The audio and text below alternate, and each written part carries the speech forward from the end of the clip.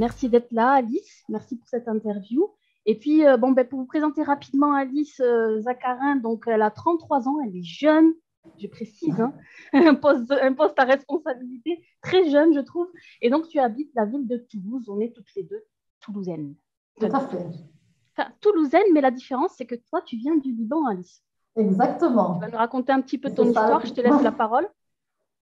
Allez, je commence. Effectivement, Asia, tu as bien raison. Là, pour parler un peu de mon parcours vite fait, mais d'une manière assez synthétique et assez claire. En fait, moi, je suis arrivée en France en 2011 pour faire une thèse. C'était grâce à une bourse du CNRS français parce que j'étais majeure de promo au Liban. Et à l'époque, le CNRS français, il finançait des personnes, des étudiants qui venaient des pays en voie de développement, comme le Liban. D'accord. Voilà, j'ai réussi à décrocher ce financement pour 3 ans. Et j'ai eu ma thèse, du coup, j'ai pu réaliser ma thèse à l'IPBS à Toulouse. Exactement. Et c'était en 2011, en février 2011. C'était pour 3 ans. C'était une belle expérience. Aujourd'hui, avec le recul, je dis que c'était une très belle expérience.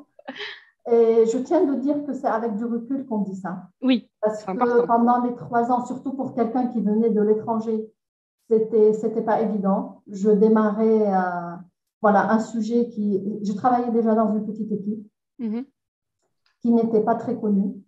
Et ça, malheureusement, quand on choisit la thèse, on ne connaît pas ces éléments. Mais on va voir plus tard que ça va impacter tout notre parcours. Parce que si l'équipe n'a pas des connaissances ou des relations avec l'extérieur ou avec l'étranger, on sera plus ou moins pénalisé. Vous voyez, donc, moi, c'était mon cas. J'étais dans une petite équipe. Il n'y avait pas de jeunes. J'étais toute seule à faire la thèse. J'ai réussi, au bout de 3 ans, à finir la thèse avec une publication. Et ça, à l'époque, et aujourd'hui, je pense que ça devient rare. Oui. Au début, je ne comprenais pas que j'ai fini au bout de 3 ans et avec un article, mais avec le recul aussi, je me suis rendu compte que c'était une belle chose et j'aurais dit, et je dois toujours être fière de ça. Absolument. Après ma thèse, mon projet, c'était de faire un postdoc et de repartir au Liban. Sauf que les choses ne sont pas passées comme je voulais. Je n'ai pas réussi à trouver un postdoc pour des raisons multiples. Je pense que c'était à l'époque une promotion où on a tous galéré et toute la promotion n'a pas vraiment trouvé sa voie dans la recherche. Donc, Alice, juste pour savoir, donc, du coup, après la thèse, toi, tu voulais continuer dans la recherche. Tu voulais être chercheur. Oui. C'était ta voie de prédilection. À l'époque, j'imaginais que c'était ma voie, que je voulais, parce qu'il ne faut pas oublier qu'il y a de l'ego aussi quand on finit la thèse, on est docteur. Même si pendant les 3 ans, on est des étudiants, on sait tout faire, mais en même temps, on ne sait rien faire. On a confiance en soi parce qu'on est docteur, mais en même temps, on n'a pas de confiance parce que, voilà, on est étudiant, mais on est salarié, mais on n'est pas comme les autres salariés. Voilà, je pense que ça, c'est une problématique et je pense que c'est toujours d'actualité d'ailleurs. Absolument. Donc, du coup, tu as cherché un postdoc, c'est ça, Alice? J'ai cherché des postdocs, mais je n'ai pas réussi à avoir cette opportunité. Pendant combien de temps tu as cherché, Alice? Pendant 2 ans. Pendant 2 ans, j'étais au chômage. J'étais au chômage. Pendant 2 ans, j'ai cherché un poste. C'est vrai que je n'ai pas cherché à l'étranger, parce que pour moi, la France, c'était déjà l'étranger. Ah, voilà. Voilà, ça c'était, pour moi, je voulais rester encore en France parce qu'un premier déracinement, ce n'était pas évident et je ne voulais pas repartir sur un deuxième déracinement. Peut-être c'était une erreur, je ne sais pas, mais pendant les 2 ans, j'ai cherché en France. Je n'ai pas pu trouver, mais entre-temps, c'était une période qui m'a permis de me rendre compte de beaucoup de choses. J'ai mis du temps à faire le deuil sur le postdoc, ça, je vous le dis, c'est pas évident. Je me suis engagée dans l'humanitaire qui m'a permis, et vous allez voir que c'est le réseautage et le networking, c'est la clé de la réussite. On a le diplôme, c'est vrai, et c'est très bien, parce qu'aujourd'hui, on ne peut pas réussir sans diplôme. Mais sans des relations, sans du réseautage, on pédale sur place et on pédalera toujours sur place. Donc, du coup, Alice, Donc, c'est grâce à ton réseau que tu as fait cette expérience en humanitaire, c'est ça que tu veux moi, dire? en fait, non, pendant le chômage, j'ai été sollicitée parce que je parlais l'arabe. Donc, D'accord. c'était une période où il y avait beaucoup des gens voilà, persécutés à l'époque par Daesh qui venaient en France. Ah, Et donc, d'accord. on m'a sollicité d'un côté pour la traduction et j'ai eu des belles expériences à vulgariser la médecine pour des réfugiés, en fait, qui ne connaissaient pas. Je me rappelle qu'il y avait des familles où le mot cancer, c'était un tabou. Donc, il faut Et oui. savoir tout dire sans prononcer le mot. Donc, Waouh. voilà, c'était une très belle expérience où j'ai travaillé avec le CHU, avec tous les hôpitaux de Toulouse, avec les assistants sociaux. Génial. Hmm. Et c'est grâce à ce travail d'humanitaire que j'ai rencontré voilà, le tissu associatif toulousain, quelques décideurs voilà, de la région toulousaine, parce que c'était une époque où D'accord. effectivement c'était une affaire politique. Hmm. Donc, du coup, Alice, tu Voilà. as pu à ce moment-là te construire un certain réseau. Voilà. Et juste, j'avais une question par rapport à cette offre dans l'humanitaire. Comment ça s'est produit? C'était une offre sur Pôle emploi? Non, c'était tout C'était quoi? simplement de bouche à oreille. Du bouche à oreille. Voilà, Alice, qu'est-ce que tu fais de ta journée? Rien. Est-ce que tu peux venir nous aider? Parce que voilà, on a une famille qui vient d'arriver, qui ne comprend pas le français. La femme est malade et il faut l'accompagner chez le médecin. Voilà. Cette personne Et qui t'a sollicité, c'est quelqu'un de ton entourage? C'est qui? voilà, c'est quelqu'un de mon entourage, D'accord, effectivement. ok, Voilà. très C'était bien. vraiment une opportunité qui s'est présentée comme ça, D'accord. je veux dire, sans préparation. Voilà, Et c'était pas c'était du voulu. bénévolat, Alice? C'était du bénévolat, du coup, que tu faisais? Voilà, oui, Ah, effectivement, voilà. c'était du bénévolat, oui. Ok, très Et, bien. pendant la période de chômage, qui est pour un docteur très, très dur, quand même, il faut savoir la valoriser. Et donc, l'humanitaire m'a aidé à la valoriser. Et en même temps, j'ai participé aussi par un financement de la région à une école d'été à Barcelone D'accord. qui m'a permis de découvrir le mot de la recherche appliquée. Je ne dis pas la D'accord. recherche clinique, la recherche appliquée. Ça veut dire tout ce qui est industrie pharmaceutique, médicaments. Et malgré toute la volonté de tous les chefs d'entreprise, je n'ai pas réussi à décrocher un poste comme ça avec une thèse académique, de décrocher un poste voilà, avec toutes les industries qui existaient à l'époque pendant une semaine à l'école d'été à Barcelone. Et c'est là où, au bout de 2 ans, je me suis dit, bon, maintenant je suis ancienne un peu pour la recherche. Je ne suis pas, il y a d'autres docteurs qui sortent sur le marché du travail, donc moi j'ai moins de chances et de potentiel. Donc je devais trouver une alternative pour revenir sur le marché. Oui. Et pour le faire, je suis passée par la formation d'attaché de recherche clinique que j'ai fait, voilà, grâce à un financement régional aussi, et je l'ai fait à Paris. Et suite à cette formation-là, j'ai décroché le premier poste à Cahors. Et pour l'anecdote, j'étais la seule qui vient de la province, en fait, de Toulouse. Et Oui. j'étais à Paris. Et malgré que j'étais majeure de promo, la directrice m'a dit c'est très bien, Alice, vous êtes majeure de promo, mais vous allez galérer pour trouver un poste en province. Si vous voulez trouver un poste, vous devez passer par des stages.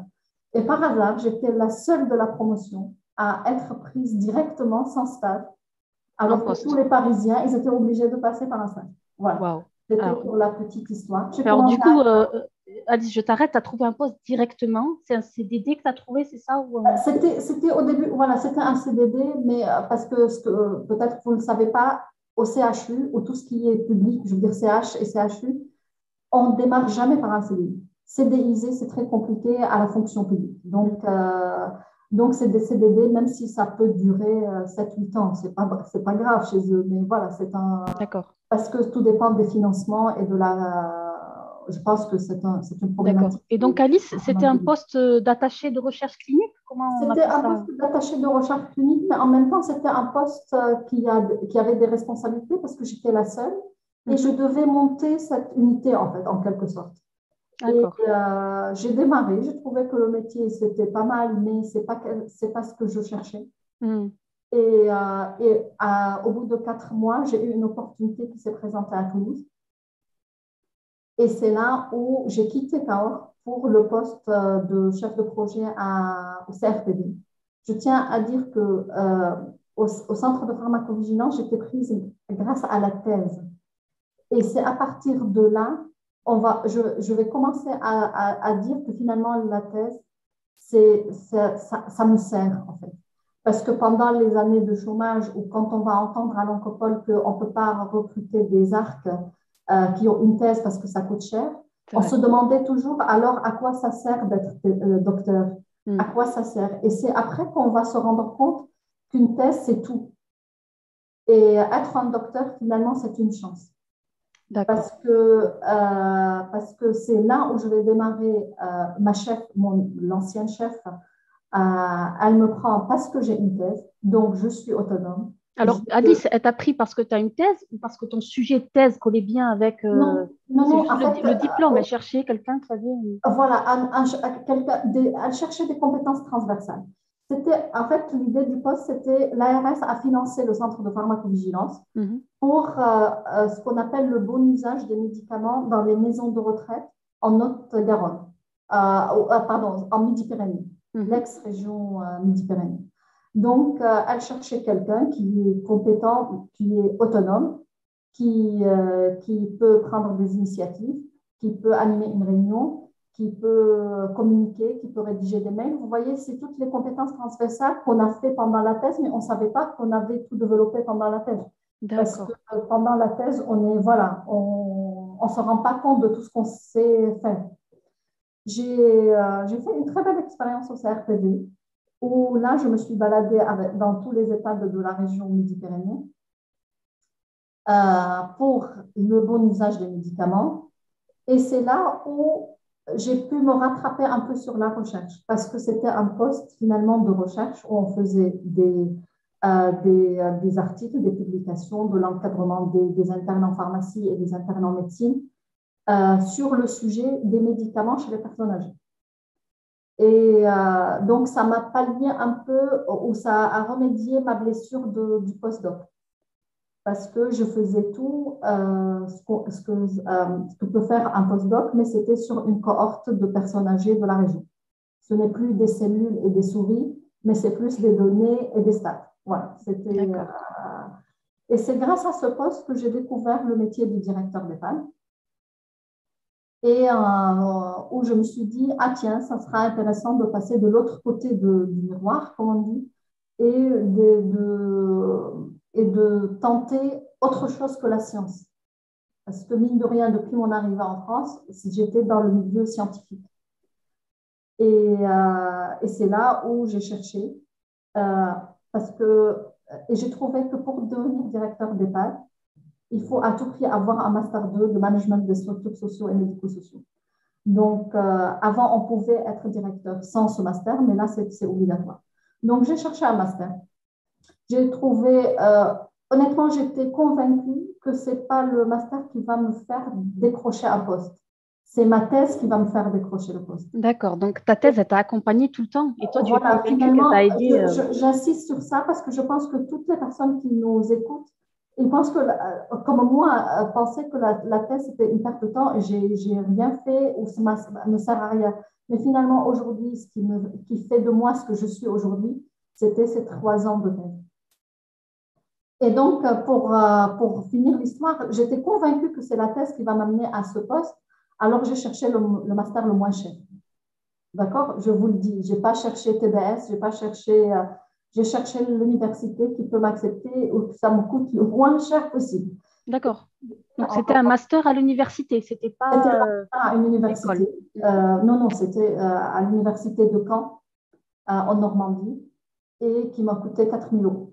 Voilà. Je trouve que c'est déjà beaucoup pour juste avoir l'obligation de postuler alors que j'étais convaincue que j'ai les compétences pour être directrice. D'accord. Donc, tu savais qu'il te fallait, ce qui t'a dit qu'il te fallait ce master. Comment tu t'es renseignée Ça, on va le voir sur Internet facilement quand on tape directeur d'EHPAD. Maintenant, il y a des sites fiables où on va voir que le master, c'est une obligation depuis quelques années. Et voilà, c'est comme ça. Je n'ai pas cherché plus loin que… je n'ai même pas interrogé des personnes parce que si je connaissais des directeurs d'EHPAD, parce que je travaillais avec eux, mais c'était des anciens directeurs qui ont commencé à une époque où ce n'était pas obligatoire. Donc, et Alice, une question, qu'est-ce qui te plaisait dans le métier de directeur d'EHPAD? Pourquoi tu te dis ça pourrait correspondre? Eh bien, en fait, je ne savais pas ce qui allait me plaire dans ce poste. C'était juste que je me disais, est-ce que je vais passer ma vie à faire la recherche? Est-ce que je vais passer ma vie à imaginer que j'ai une cohorte de personnes, il faut faire des stats? Ou vous voyez, à mon sens d'ailleurs, la recherche, à un moment donné, on a fait le tour. On a publié, on a encadré, on a enseigné. Et après, voilà, il y a toujours cette fin pour et quoi d'autre? Voilà, cette insatisfaction, c'est un défaut d'ailleurs. Il ne faut pas être insatisfait professionnellement. Mais voilà, je voulais découvrir le métier d'un manager. En fait. Okay. C'est quoi un manager? Et même le défi pour moi, c'était est-ce que je vais avoir la nostalgie pour la recherche, pour la science? C'était ça la grande question. C'était pas si, parce que le challenge d'être de manager, c'est énorme, mais voilà, cette nostalgie aussi me faisait peur en fait. Oui. Est-ce que je vais pas regretter de sortir du milieu? Et est-ce que si ça marche pas, est-ce que je peux revenir? Voilà, c'était toutes ces questions-là. D'accord. Mais en même temps, je me suis lancée dans le Master 2. Je l'ai fait tranquillement. Parce que quand on a une thèse à Master, je ne dis pas que ce n'est pas grand-chose, c'est énorme comme travail. Il faut être persévérant, bien entendu. Et comment tu l'as vécu, Alice, ce Master, de retourner sur les bancs de l'école Franchement, c'était par correspondance parce que c'était la formation continue. Je l'ai bien vécu. De revenir étudiante, mais je voyais que j'avais une maturité différente des étudiants qui étaient en formation initiale. C'est pas un jugement, c'était un constat où je voyais, ça se voit qu'on a fait une thèse. Même avec les profs, la prise de contact et même la discussion, c'était pas pareil parce que effectivement, il y a ce recul sur. Voilà. Tu l'as senti là, encore une fois, tu as senti ce que t'apporte une thèse quand tu retournes dans. Voilà, surtout toutes ces compétences transversales, l'esprit synthétique, la rédaction, c'était très important pour un Master 2 parce qu'on va trouver un sujet de mémoire et c'est à nous de trouver le sujet. On a un maître de stage, mais c'est pas comme si on est sur place avec des manips, c'est vraiment à distance. Un pharmacien de Caen que je ne connaissais pas avant d'arriver à Caen et passer ma soutenance. Tu vois, donc c'est cette autonomie à nouveau, voilà, de la thèse que j'ai à nouveau utilisée ou j'ai pu m'en servir. Et Alice, voilà. Comme tu dis, c'était un master par correspondance, je crois que c'est ce que tu as dit. Est-ce que c'était à distance du coup? Oui, c'était à 100% à distance, sauf le jour de la soutenance, c'était sur place. D'accord, ok. Et voilà. C'était un master en alternance ou un master Non, c'était un master sur 1 an. On pouvait le faire sur 1 an ou 2, mais ce n'était pas une alternance. Après, moi, jusqu'au-là, avant de commencer sur la partie de directeur d'EHPAD, voilà, on voit que moi, ce que je conseille surtout aux docteurs, aux jeunes docteurs, c'est d'être clair dans sa tête. Avoir les idées vraiment, avoir une lucidité de ce qu'on a envie de faire. Parce que moi, c'était de l'ego de dire je voulais faire postdoc parce que c'était le parcours classique de chaque docteur. Mais au fur et à mesure, je me rendais compte que ce n'était pas ça ma destinée, en fait. Et peut-être que la nature était bien faite pour me bloquer, pour ne pas faire un postdoc. Donc, il faut avoir les idées claires. Moi, ce n'était pas clair au début ce que je voulais et je suis quelqu'un d'insatisfait de toute façon. Donc, je cherchais toujours une voie. Je trouvais que ce n'est pas ça qui me correspond. Donc, et même, c'est pour ça, même aller faire un master en alternance, il faut vraiment savoir ce que c'est une alternance. Est-ce que vraiment j'ai envie de revenir étudiant et d'aller dans une entreprise et être traitée comme une étudiante avec des responsabilités plus ou moins importantes et c'est sur 1 an ou 2 ans, j'ai vu les autres interlocuteurs avec qui tu as fait des entretiens, c'est pas évident de faire une alternance et c'est pas évident de faire un master même à distance. Bien sûr. Et voilà, c'est pour ça, être clair et lucide dans sa tête. Et surtout avoir un objectif devant soi, parce que toi, tu as fait ton objectif, tu voulais décrocher un poste de directeur d'EHPAD.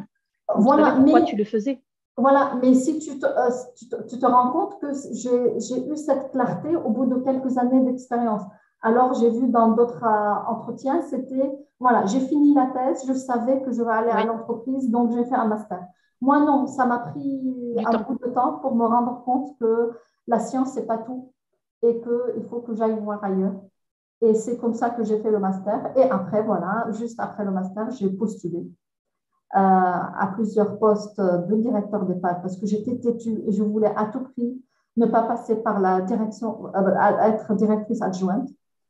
Et je ne voulais pas être passée par la petite porte. Je voulais vraiment être directrice directement. Donc, toi, Alice, c'est génial parce qu'à travers ton discours, je sens quand même l'ambition. Tu avais l'ambition d'avoir tout de suite un poste de. Et donc, ça fait peut-être partie de ta personnalité, ce besoin d'être au-dessus et de ne pas avoir quelqu'un. Est-ce que. Je crois que tu m'avais dit, Alice, que tu avais fait aussi un bilan de compétences. Ça t'avait aidé, ça? Oui. C'est vrai que moi, j'ai fait un bilan de compétences après le démarrage du master. Ça veut dire que je savais que je voulais être directrice d'EHPAD. J'avais démarré le master et j'ai fait un bilan de compétences à l'hôpital. Et donc, c'était très bénéfique et on voyait le métier de directeur d'EHPAD sortir dans le bilan de compétences. Wow. Et ça m'a renforcé l'idée que j'étais sur la bonne voie.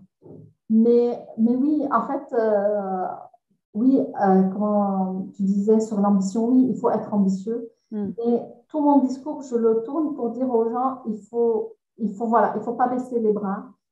Une thèse, c'est beaucoup, c'est énorme. J'essaie de motiver tous ces docteurs parce que je me rappelle encore ce que ça veut dire être docteur au bout de 3 ans, être fatigué après la soutenance parce que le corps, il réclame sa part, être épuisé, chercher partout, ne pas trouver, perdre sa voix, essayer par-ci, essayer par-ci, essayer par-là. Je connais tout ça et je ne l'ai pas oublié. C'est fou parce que je me dis, quand tu étais durant ta période de chômage où tu cherchais un postdoc, à aucun moment tu aurais imaginé que tu allais être directrice d'EHPAD.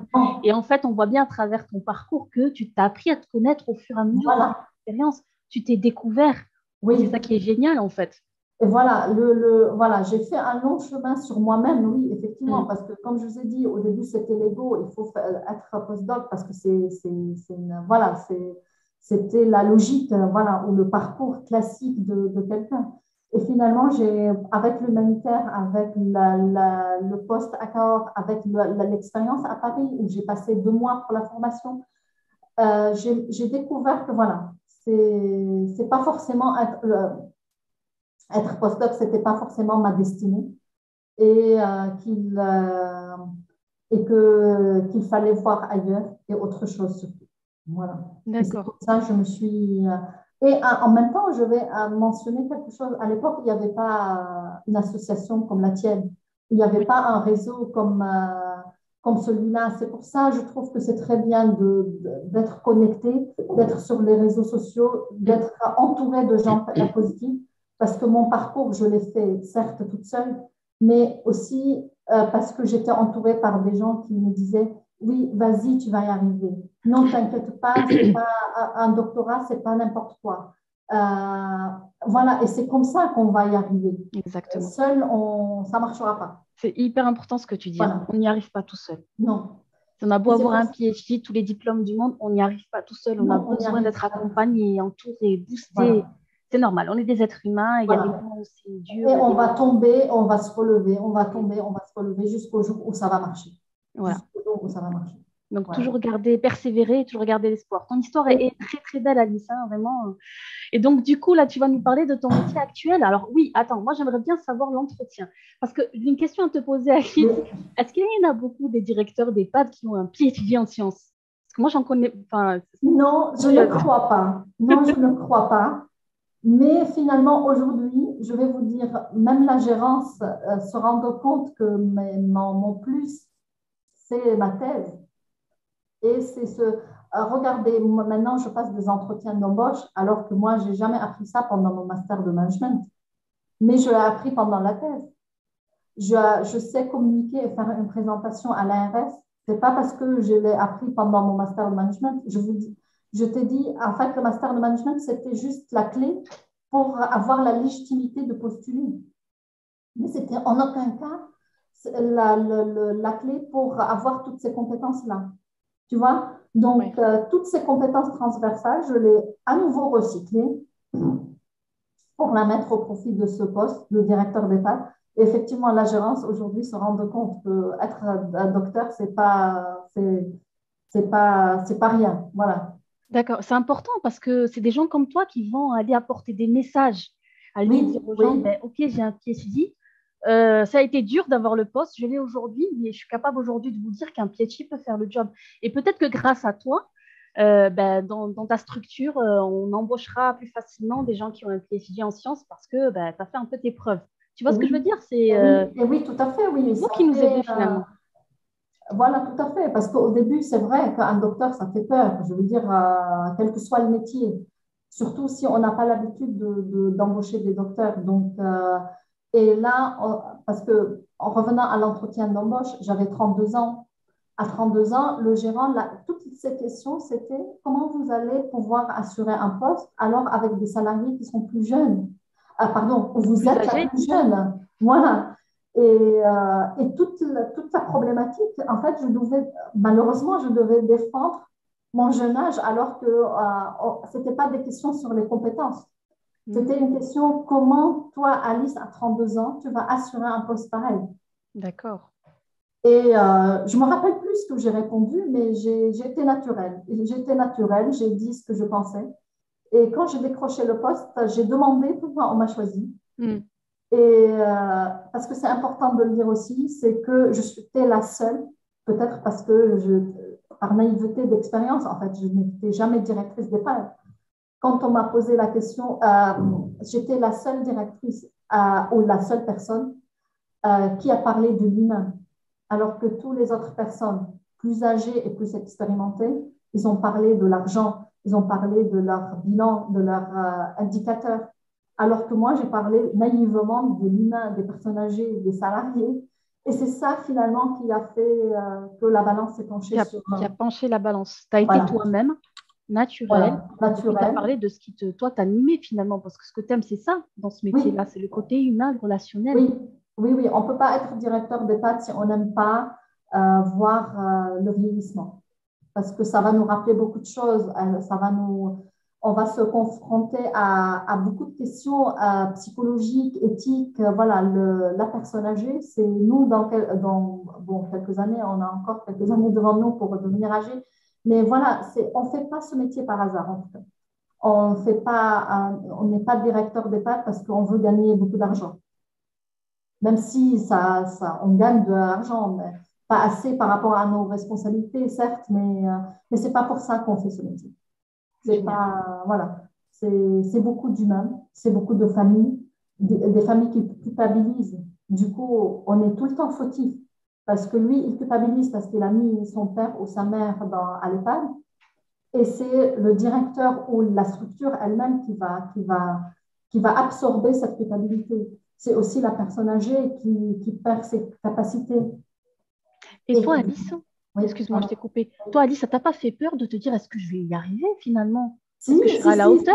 Parce que c'est quand même un tout autre métier, non? Ce que tu me racontes. C'est pas évident d'être directeur d'EHPAD. Ça, je le dis, bien que je considère que j'ai beaucoup, beaucoup d'outils en moi, parce qu'il y a les compétences, ce que j'ai dit, les indicateurs, les compétences, mais il y a aussi beaucoup de psychologie et il faut savoir se protéger. Parce qu'on va s'affronter à... En fait, c'est un poste très, très riche. Quelqu'un qui a envie de trouver un poste où il ne s'ennuie jamais va devenir directeur d'EHPAD. On a le volet résident, la personne âgée. On a le volet salarié. On a le volet famille. On a tout ce qui est intervenant extérieur, le coiffeur, le kiné, mais le plombier et l'électricien, et la mairie, et les éboueurs, vous voyez, tout le monde, voilà, on va graviter, et tout ce monde-là va graviter autour de nous. Et voilà, c'est très, très riche. Mais en même temps, ce n'est pas évident parce qu'il faut apprendre à se protéger psychologiquement. Comme j'ai dit, d'une famille qui va déverser sa culpabilité sur toi, ou d'un résident qui, il va transférer son incapacité sur toi, ou un salarié, de toute façon, on le voit, un poste de pouvoir, c'est toujours celui qui est en haut de la pyramide qui est le coupable. Oui, Donc, responsable. même s'il pleut, je suis responsable. S'il ne pleut pas, je suis responsable. Donc, il faut accepter, comme il disait Freud d'ailleurs, que le pouvoir est impossible. Et il faut composer avec cet impossible, en fait. Parce qu'on peut tout faire, les salariés seront toujours insatisfaits. Voilà. Mais il faut accepter ce jeu aussi. Voilà. Et de prendre des décisions, parce qu'il y a beaucoup de prises de décisions. Et ça demande beaucoup, beaucoup d'énergie, c'est vrai. Oui, mais j'encourage tous les docteurs à devenir directeurs d'école. Ou directeur de toute autre structure, je pense qu'on peut accéder c'était la preuve qu'on peut accéder à ce type de poste à responsabilité. Je pense qu'après, il faut avoir les nerfs solides, il faut avoir le caractère, il faut avoir, je pense que tout le monde ne peut pas le faire, Alice, non plus. Mais qu'est-ce qu'il faut justement pour faire ce type de métier de directeur? Qu'est-ce qu'il faut comme qualité ou compétence? Il faut accepter, voilà, il faut chercher, il faut accepter qu'on va être dérangé tout le temps. Il faut accepter de faire 36 000 choses en même temps. Il faut être dynamique. Il faut avoir beaucoup de confiance en soi. Et beaucoup de persévérance. Et il faut être psychologiquement un petit peu solide, même si c'est le poste lui-même qui va nous apprendre à s'armer et de se protéger. Mais il faut quand même venir avec quelques outils. Il faut aimer la communication, le relationnel. Le relationnel, c'est tout. Le relationnel, c'est quand même au cœur de ton métier. Voilà, le relationnel, c'est tout aujourd'hui. Voilà, je veux dire, tu peux régler un problème parce que tu sais arranger les choses. Et tu peux créer un problème parce que tu n'as pas su dire les choses. Voilà. Et donc, le relationnel, oui, c'est au cœur du métier. Ça, oui, c'est sûr. Comme on arrive à peu près, on est un peu débordé, mais à la moitié du timing, je propose à toutes les personnes qui sont présentes en live à allumer leur caméra ou de poser leurs questions sur le chat. N'hésitez surtout pas. J'ai eu un petit message d'une personne, je crois, qui a dû partir, qui a dit très intéressant et encourageant. Merci Assia et merci Alice. Je dois malheureusement me déconnecter. Aurait-il une rediffusion? Bien sûr, il y a une rediffusion de ce live. C'est préenregistré et puis on vous donne toutes les infos sur LinkedIn et pour vous amener vers le replay sur YouTube, la chaîne Résilience PhD. Donc, n'hésitez pas à poser vos questions et à allumer vos caméras si vous le souhaitez. Alice, je voulais juste revenir sur ton âge. Tu avais 32 ans quand... Non, mais c'est vrai, quoi. 32 ans quand tu as décroché le poste. Donc, j'imagine la frayeur, l'inquiétude, je ne sais pas. Ce n'est pas facile de faire confiance à quelqu'un de jeune, malgré les diplômes, malgré, etc. Et donc, du coup, est-ce qu'ils ont fait un deal avec toi, avec une période d'essai? Est-ce que c'est pas évident tout de suite de donner responsabilité? Oui. Après, je dis oui. Il y avait un deal que j'ai accepté et c'était le contrat de toute façon qu'on a mené avec la gérance. C'est qu'il accepte le challenge de prendre une jeune sans expérience, surtout en direction adjointe. Je n'étais pas directrice adjointe. Voilà, j'atterris directrice contre une part du salaire. D'accord. Ça, c'est le deal qu'ils t'ont proposé au départ. Je veux dire, j'accepte pour 1 an d'accepter de céder sur une partie de mon salaire par rapport à le challenge de mener l'expérience. Parce qu'il faut dire qu'il y a un enjeu économique. Je veux dire, c'est une entreprise qui tourne avec des 3-4 millions d'euros. Donc, on ne peut pas donner une entreprise à n'importe... Je comprends leurs inquiétudes. Et c'est pour ça que j'ai accepté ce deal, en fait. C'était moins de salaire pour 1 an. Ou bien je fais mes preuves et après, je récupère mon coefficient classique de tous les directeurs. Ou bien, voilà, on met fin à l'expérience. Et c'est ce qui s'est passé. Donc, c'était une sorte de CDD d'1 an, Alice, du coup? Non, c'était un CDI. C'était un CDI. Mais ce n'était pas sur la bonne fourchette en fait, salariale. En fait. Donc là, du coup, Alice, ça fait 1 an, là. Tu as commencé début janvier 2021. Donc, tu as soufflé ta première bougie? Voilà, tout à fait. J'ai soufflé ma première bougie et du coup, le deal a été respecté. Génial. Et maintenant, officiellement une directrice avec le bon salaire d'un directeur d'EHPAD. Voilà. Toutes mes félicitations, Alice, du coup. Merci beaucoup. Donc, du coup, j'ai un message que je vais te lire, Alice. Merci beaucoup encore une fois, Résalliance, pour tous ces échanges intéressants et pour ce parcours inspirant d'aujourd'hui, Alice. Vraiment, ton parcours, il est inspirant, je confirme. Merci. J'aimerais savoir, concernant la formation ARC sur Paris, comment as-tu fait pour obtenir un financement de la région? En fait, c'était maintenant, je pense qu'ils ne le font plus parce que ce métier, cette formation a demandé, je pense qu'il y a beaucoup de gens qui se dirigent, beaucoup de docteurs surtout qui se dirigent vers. Donc, à mon époque, j'étais la seule à être financée par la région. Peut-être que c'était un coup de chance, je ne sais pas. Mais je suis passée par Pôle emploi pour la demander, cette formation. Il faut demander à sa conseillère ou son conseiller Pôle emploi pour avoir les renseignements. Mais à mon époque, je sais que j'étais la seule qui avait. Et à l'époque, ils disaient qu'il faut arrêter ce genre de financement. J'allais te poser la même question parce qu'aujourd'hui, en tout cas, ça se passe comme ça. C'est Pôle emploi qui finance ce type de formation. D'accord. Effectivement, il continue du coup à financer cette formation. Continue à financer cette formation. Il faut que ça fasse partie d'un projet professionnel. Il faut justifier quoi du comment. Faire une petite période d'essai aussi de stage, une petite période d'immersion, c'est ce qu'ils proposent. Et après, normalement, si tout se passe bien. Parce que moi, à mon époque, à Paris, tous les personnes qui étaient inscrites à Pôle emploi, ils n'ont pas eu le financement de Pôle emploi parce qu'ils avaient décidé d'arrêter. Mais tant mieux, je veux dire, c'est bien. Oui. Donc, Pôle emploi, il faut voir effectivement avec eux. Il y a une autre question.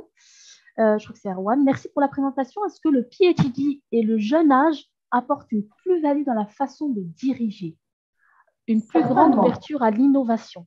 C'est sûr.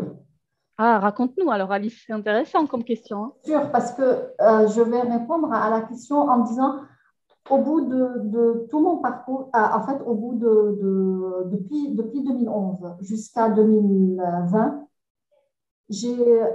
un jour, j'ai eu une sorte d'imagination où je me suis dit finalement, pour réussir son parcours, il faut acheter un mixeur. D'accord? Vous allez acheter un mixeur et vous allez tout mettre dedans. Votre âge, votre sexe, je ne sais pas, les cheveux longs, les cheveux, toutes les compétences, tout ce qu'on a appris dans un parcours professionnel, il faut le mettre dans ce mixeur.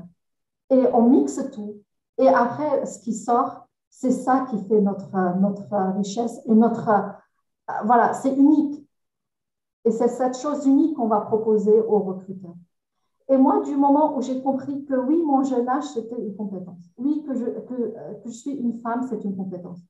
Que je suis libanaise, c'était une compétence. Ah, voilà. Donc, oui, je me suis servie de tout ça pour déjà décrocher le poste. Et actuellement, oui, mon jeune âge faisait peur au début aux salariés, mais c'est aussi mon jeune âge qui fait que je change beaucoup de choses parce que j'ai l'énergie, mais aussi je suis jeune, j'ai envie de changer, j'ai envie de faire des projets.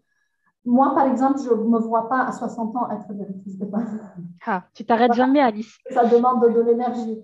Et être docteur, oui, parce qu'on va à l'essentiel. Quand on a une thèse, on sait aller à l'essentiel. On ne va pas passer 2 heures dans une réunion. On va aller synthétiser. Donc oui, être jeune et être docteur, ça fait tout. Ça fait tout. Alice, tu m'as tendu la perche. Tu as dit que tu n'allais pas rester directrice d'EHPAD. Tu te vois faire quoi plus tard? Aller vers quelle direction? Toujours dans le management, bien que je n'ai pas dit que je continue ma partie recherche à continuer à faire des articles et surtout de faire du reviewing des articles pour les personnes âgées dans le domaine des médicaments. C'est pour ça, en fait, ma nostalgie pour la science, je ne l'ai pas vécue parce que je continue à faire un petit peu en dehors de mon poste de directrice. Mais ça, c'est important, Alice. Du coup, tu continues à participer aux études. Je suis, et ça c'est bien parce que ça permet de garder un pied dans la science. Génial. Et aussi de dire, même en étant directrice d'EHPAD, vu que je suis scientifique de base, je peux continuer à rédiger un article scientifique sur, je ne sais pas, sur les EHPAD, sur les personnes âgées, sur les salariés, sur. D'accord. Parce que du coup, les personnes âgées qui sont dans ta structure participent à des essais cliniques, c'est ça, Alice Non, pas à essais cliniques, mais je peux faire une étude, par exemple, épidémiologique. Ça veut dire, je ne sais pas, la consommation des antidépresseurs dans une maison de retraite, par exemple. D'accord. Ça fait plus de l'épidémiologie, plus des articles D'accord. avec un volet statistique. Voilà. C'est intéressant. C'est intéressant, ça te Oui, permet de oui, garder. du coup, ça garde, voilà, on allie les deux côtés, le côté Très scientifique et intéressant. le côté manager, en fait. Après, Super. qu'est-ce que, à 60 ans, je pense que je serai dans un poste de manager ou de directeur, mais moins sur le terrain.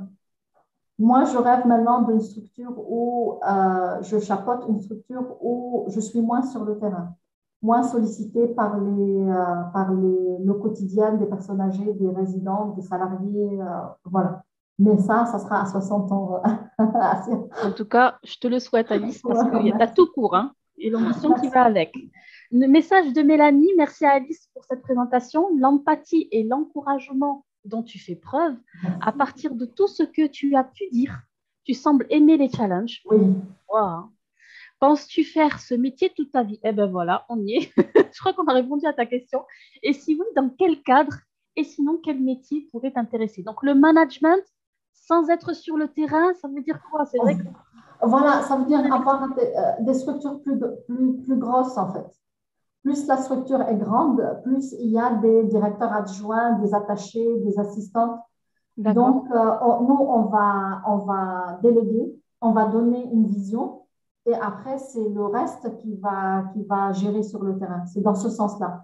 Après, D'accord. je dis à Mélanie, c'est pas encore clair dans ma tête, ça fait qu'un an que je suis directrice, donc je dois faire mes preuves encore dans le poste. Mais pour l'anecdote du challenge, Mélanie, aujourd'hui, la gérance, elle sait que je carbure qu'avec ça. Et à chaque fois qu'ils veulent me proposer un projet, même si c'est compliqué, ils vont l'enrober dans une papier, ils vont appeler challenge, ils vont me le laisser. Et ils savent que comme ça, je vais l'accepter.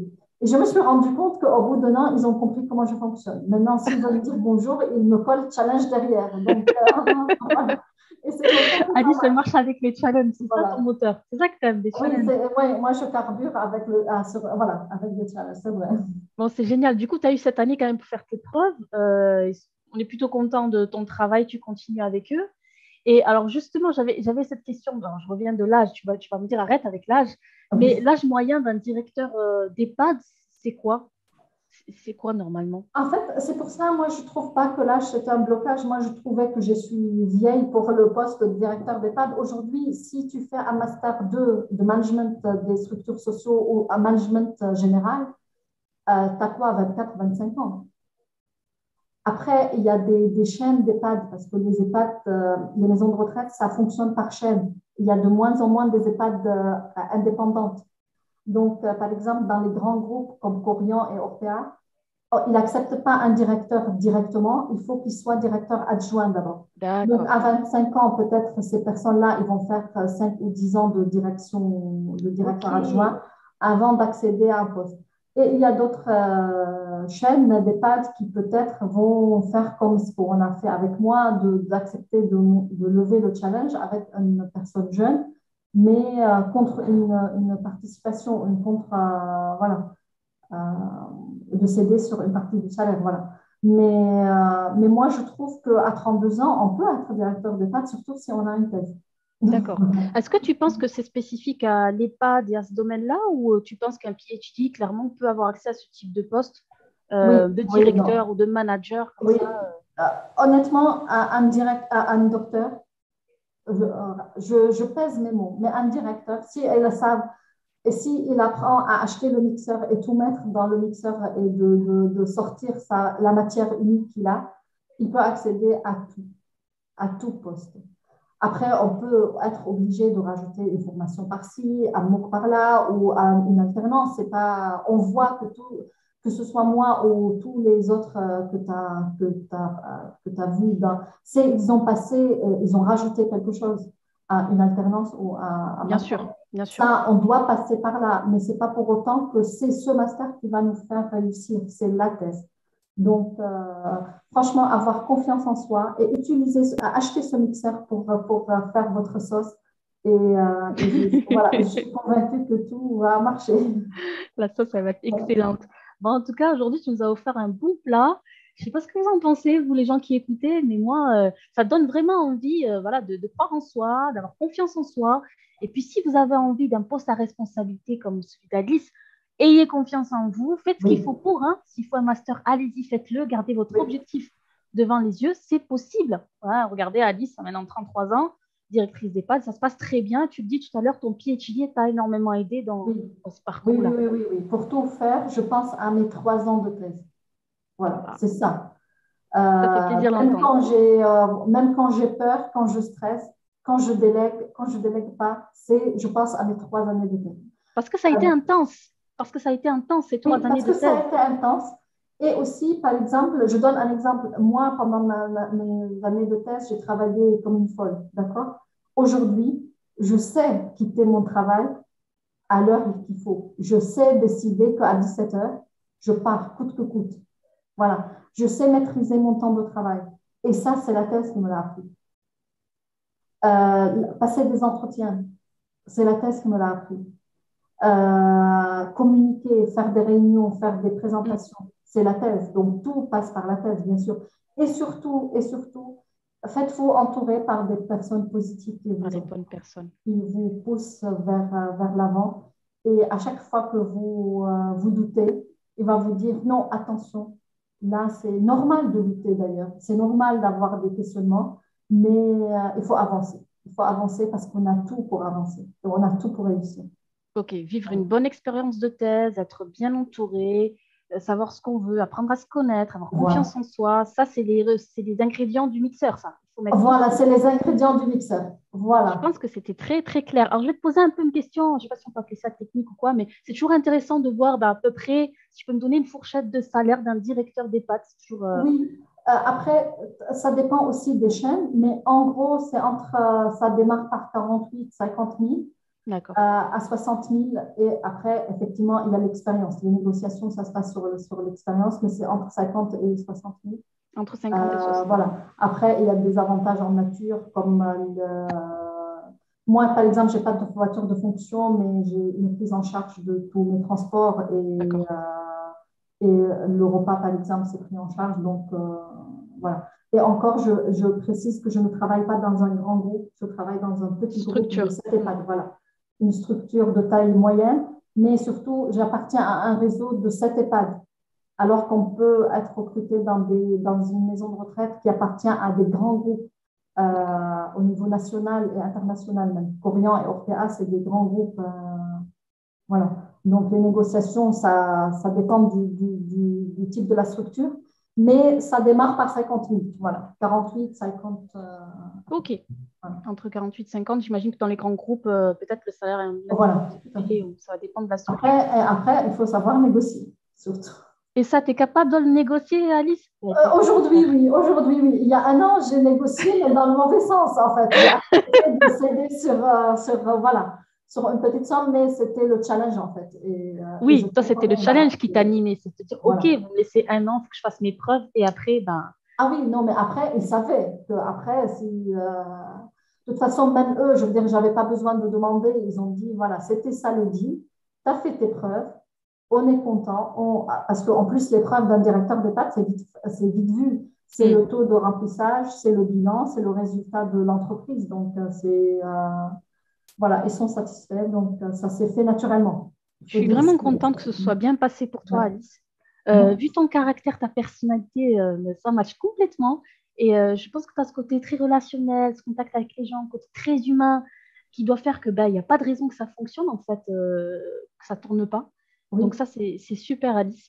Peut-être si vous avez une dernière question pour Alice, elle est encore là pour quelques minutes. On va s'arrêter à 14 heures. Il y a encore 8 minutes. Si vous avez une ou deux questions, n'hésitez pas à la poser pour elle.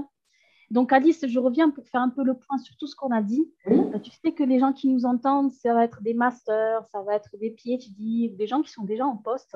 Oui. Si tu dois t'adresser à ces PhD qui sont parfois à la recherche d'emploi ou en fin de thèse, pour conclure, qu'est-ce que tu as envie? Quel message tu as envie? Même si tu en as donné pas mal des messages, mais oui. Sur quoi tu as envie de conclure? Persévérer et restez vous-même. Et soyez unique, parce que chacun de nous est unique. En fait. Quand je parlais de mixeur, en fait, c'était une blague, mais c'était imagé, mais c'est vrai que... Et persévérez, et faites-vous entourer par des gens positifs. Et c'est comme ça qu'on va réussir. Et faites du réseau. Aujourd'hui, on est dans une société où le diplôme est indispensable, mais le diplôme seul ne fait pas tout. Ne fait pas tout. Et il faut accepter qu'on appartient, et heureusement d'ailleurs, appartient à un environnement, à une société où il faut faire du réseau, il faut donc il faut du networking, il faut du réseautage. On va tous tomber, on va savoir se relever parce que pendant toute la thèse, on a tombé, on a fait jeter beaucoup de manips qui n'ont pas marché, qui n'ont pas marché. On a dépensé beaucoup d'anticorps pour rien et on s'est relevé et finalement on a réussi à soutenir la thèse et à être docteur. Donc il ne faut pas oublier ça. Il faut se rappeler même des moments les plus durs. Moi j'ai vécu beaucoup de moments durs pendant la thèse et c'est ça qui va vous donner le courage de vous relever et de persévérer et de vous faire entourer par des gens plus. C'est important, Alice, parce que tu viens de dire, parce qu'en t'écoutant tout à l'heure, les gens pourraient penser que tu as vécu une thèse où c'était tranquille, où c'était le bonheur, c'est vrai que tu as eu des difficultés dans ta thèse, parce que et c'est ça qui t'a forgé, parce que j'entends beaucoup de gens dire ouais, moi j'ai vécu une thèse, c'était horrible, j'avais un directeur de recherche, c'était horrible, donc, il ne faut pas se laisser démonter, même si des fois, ça ne se passe pas bien. Mais qu'est-ce qui t'a aidé, malgré ces difficultés, à en ressortir forte, quoi? Voilà. Moi, j'étais dans une petite équipe le plus grand congrès que j'ai fait, le congrès international, c'était à Toulouse, tellement ils n'avaient pas les moyens pour vous dire. Et c'était dur de finir sa thèse en 3 ans avec un article, c'était dur. J'ai carburé comme pas permis. En fait, mon corps m'a lâché au bout de 3 ans. Franchement, j'ai morflé. Mais là, aujourd'hui, cette expérience, je l'ai mis dans le mixeur et j'ai sorti une belle sauce, en fait. C'est ça. En disant, voilà, j'ai jeté beaucoup de manies, je me suis fait engueuler plusieurs fois. Mais c'est grâce à ça que je suis aujourd'hui solide comme ça et même que j'arrive à déléguer aussi. Parce que quand on voit que nos chefs, ils se souciaient peu ou pas tout le temps peut-être, mais qu'on jette des anticorps, on rate une manip, aujourd'hui, je délègue beaucoup à mes salariés. Et même s'ils ne font pas bien, je dis, c'est pas grave. Moi aussi, je n'ai pas bien fait mes manips pendant les 3 ans. C'est pas rien grave. Voilà. J'adore. Là, c'est génial. Écoute, une dernière question de Mélanie qui te lance un petit challenge, puisque tu as 4 minutes. Alice, je sais que tu adores les challenges. Elle te demande par curiosité quel a été ton sujet de thèse. Est-ce que tu peux rapidement nous le vulgariser? As-tu senti que tu avais beaucoup évolué pendant ces 3 ans? Personnellement, je viens tout juste de finir et j'ai le sentiment d'avoir grandi de 5 ans en 3 ans. Mon sujet de thèse, c'était sur une protéine impliquée dans une leucémie. C'est une protéine qui venait d'être découverte, en fait, donc on n'avait pas beaucoup de données. Et encore, Mélanie, aujourd'hui, je ne me rappelle pas du tout de ma thèse, mais c'était, voilà, en gros, c'était ça. Une protéine, travailler sur caractériser une protéine impliquée dans la leucémie. Voilà, est-ce que avait beaucoup évolué? À la fin des 3 ans, non, je ne me rendais pas compte. Bien au contraire, je me disais à quoi ça m'a servi la thèse. C'était du perte de temps. Je ne trouve pas de postdoc, c'est nul. Mes collègues qui sont juste en master, ils ont des postes, ils gagnent bien leur vie. Ouais. Ce n'était pas au début. Moi, je me suis rendu compte de ça 2 ans après, que finalement mes 3 ans, c'était les 3 ans phares de ma vie. Voilà, mais ce n'était pas de suite. Et chapeau, si toi, tu as ce sentiment. Génial, ouais. Moi, j'ai pris du temps pour comprendre ça. C'est super. Et donc, pour parler à ces gens-là, justement, qui sont dans la même situation, hein, Alice, mais qui sortent de thèse, mais en se disant, mon Dieu, j'ai perdu du temps, ou je ne sais pas comment je vais valoriser tout ça. Voilà, achetez le mixeur. Achetez le mixeur et mettez tout. Parce que vous allez voir, moi, je me comparais toujours à mes amis qui ont un master et ils ont des postes et ils gagnent très bien leur vie, alors que nous, on touche quoi? On touchait moins de 2 000 euros, alors qu'on a un bac plus 8 quand même. Et encore, quand on est ARC, on touche beaucoup moins que 2 000 euros. Mais voilà, c'est pour ça, savoir s'entourer des gens qui ont des objectifs et qui ne vont pas regarder le premier salaire qu'on va toucher. Ils vont se dire, voilà, moi j'ai un objectif dans 10 ans. Et moi, de toute façon, pour le même poste, je ne vais pas être la même personne et je ne vais pas m'investir de la même manière. Ça, c'est important. C'est très intéressant, ça. Voir plutôt l'expérience qu'on va gagner plus que le salaire sur le moment. Hein. Quand tu as un salaire pas beaucoup, ce n'était pas tes ambitions, mais tu savais que derrière, ça allait t'amener quelque part. Tu savais que ensuite, tu as fait chef de projet, et ensuite, tu as fait un master management, et ensuite, tu as un poste à responsabilité. Donc, il faut voir les choses vraiment comme ça, en fait. Voilà, après, on est d'accord que l'argent, c'est important pour tout le monde. Je ne dis pas que je ne veux pas un bon salaire. Mais il faut savoir monter en grade et dire je ne peux pas avoir 5 000 euros dès le lendemain de ma thèse. Ça n'existe pas, surtout en France. Voilà, ce n'est pas moi qui va l'apprendre à des Français, je veux dire, ou à des personnes qui sont là depuis plus, ou des Français ou des personnes qui sont là depuis trop longtemps, ou plus que moi. Mais voilà, il faut savoir monter en grade et dire j'accepte, je ne sais pas, 1006 ou 1005 ou 1004, peu importe aujourd'hui, mais dans 10 ans, ça ne sera pas pareil. Parce que tu sais que tu as le bagage pour pouvoir atteindre tes objectifs. Pour atteindre plus. Eh bien, écoute, je pense que Alice, on va rester sur ces belles paroles encourageantes, plein de peps, qui nous donnent d'énergie, qui nous boostent. J'espère que vous avez apprécié tous l'entretien avec Alice. Moi, c'était du bonheur, 100% full. Je te remercie encore, Alice, de nous avoir accordé cette heure d'entretien. Le replay sera sur YouTube. Je vous tiens tous au courant. Et puis, merci à vous d'avoir assisté à ce live et d'avoir posé vos questions. Voilà, je pense que chacun... Tu veux rajouter un mot, Alice, peut-être? Non, je vais juste te remercier. Je vais remercier ton association Résalience. C'est Résalience. Résalience, c'est bien ça. Pour l'accompagnement de tous ces jeunes. Parce que moi, à mon époque, je n'avais pas ça. Et je pense que c'est très, très appréciable. Et merci beaucoup, Alice. Et bonne continuation pour toutes les personnes qui ont assisté en live ou qui sont sur leur voie de finir la thèse ou le master. Voilà, je souhaite une bonne continuation à tout le monde. Merci beaucoup, Alice. Merci à tous. Oui, c'est Résalience. La chaîne YouTube, c'est Résalience PhD. On fait aussi du coaching pour les PhD. Je ne sais pas si tu le savais, Alice, on fait du coaching, ça s'appelle Reza Coaching. On prépare les gens pour les entretiens, pour les CV, lettres de motivation, pour la stratégie de recherche d'emploi. Donc, si ça vous intéresse, n'hésitez pas à venir vous renseigner et à vous abonner à la chaîne YouTube. Tu as plein de messages encourageants, Alice. Merci beaucoup. C'était très agréable. Merci beaucoup à tous les deux pour cette nouvelle découverte des possibles après-thèse. C'est génial. Merci beaucoup et très belle journée. Très belle journée à tous. Encore merci, Alice. Et je vous souhaite tous une excellente journée. Merci beaucoup. Ciao. Ciao. Merci.